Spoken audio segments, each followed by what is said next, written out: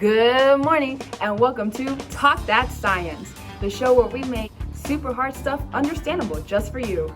Science affects our everyday lives and we think it's important for you to know how it works. I'm your host, Adriana Cruz, and we're gonna talk that science. More specifically, marine science, or in other words, ocean science.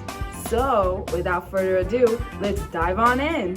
When it comes to the ocean, there are a number of cycles that happen in order for the organisms within it to obtain nutrients that help them grow and gain energy. This science talk is going to be about, drumroll please, the carbon cycle. Our special guest for today is an impressive young lady that has received her doctorate in marine biology and finished off as top of her class.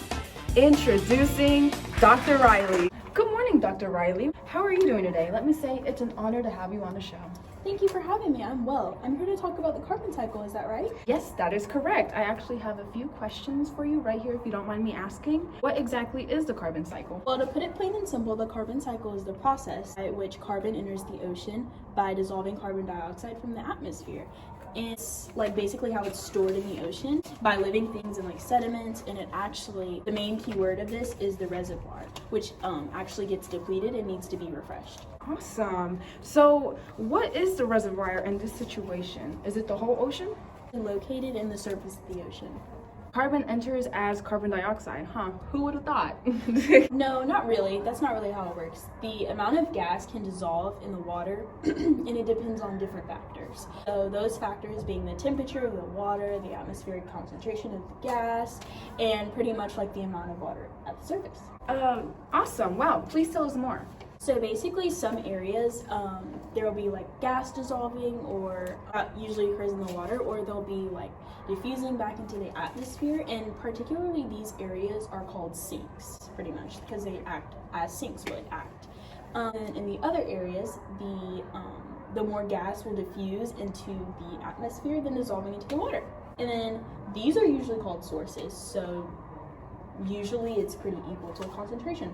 Awesome. So carbon is truly important, huh? Yeah, well, carbon happens to be pretty much the basis for all the organic compounds. Wow, that makes sense. Could you tell us more about the process? Sure. So basically, as carbon dissolves into the ocean, phytoplankton takes all these dissolved forms of the carbon dioxide and uses it in photosynthesis, which is the process that producers use to create their food. The phytoplankton are usually eaten by zooplankton, which is a primary consumer, I believe, and then they break down the carbon-containing compounds during digestion. And this process is usually repeated when zooplankton are eaten by consumers. Also, this usually allows for carbon dioxide to be released into the water during respiration and then into the atmosphere that we breathe. Wow. Is that the only way carbon re-enters the atmosphere? No, so there's actually another way. When organisms usually die and they're broken down, the decomposers also break down some of the organic matter. That also goes back into the ocean as dissolved inorganic carbon. And then basically some of the organic matter that's broken down falls to the very, very bottom of the ocean as marine snow, which is what it appears to be, and that's what we call it in science. Here it may remain for long periods of time. Awesome. Any other way carbon diffuses back into the atmosphere? Yeah, so the marine snow also allows for sediment buildup along the ocean floor pretty much, and over long periods of time the sedimentary rocks will form. The rock may end up being part of the process known as marine uplift, which is basically when the floor of the ocean tends to rise up.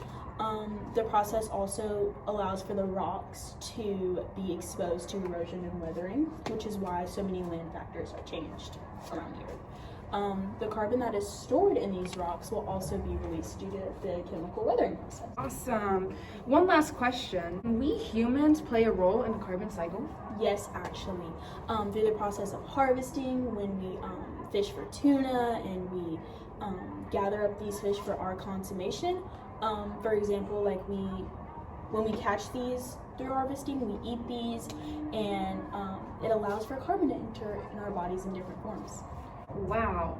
Well, I guess that pretty much explains the carbon cycle.